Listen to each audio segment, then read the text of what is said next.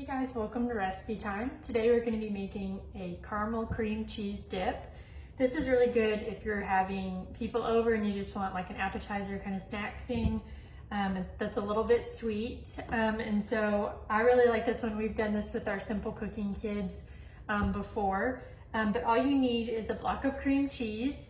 Today I'm only doing half of it because it's just me and there's no reason I need to eat a whole thing of cream cheese, but you definitely can do the whole block of cream cheese. You'll need some apples, or you can always do like pretzels or different things to dip into.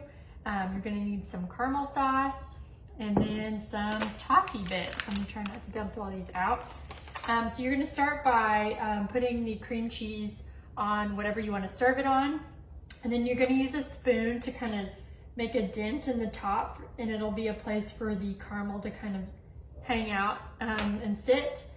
And so we're going to then add, I'm going to move it over to the middle of the board.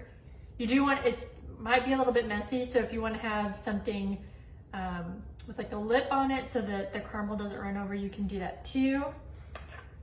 And then you're just going to add caramel to the very top.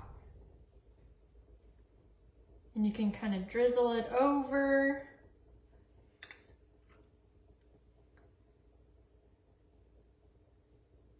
And you can heat it up a little bit and it'll just make the cream cheese kind of melty if you want to do that. And then you'll just sprinkle some toffee bits on the very top. So I'm going to do this and then I'll show you guys a close up. So that's what it looks like, and then I have some cut up apples here, and you'll just use those to kind of grab some, just like that. But this is a fun sweet snack, or like I said, an appetizer if you're having a party. So I hope you guys enjoyed making these.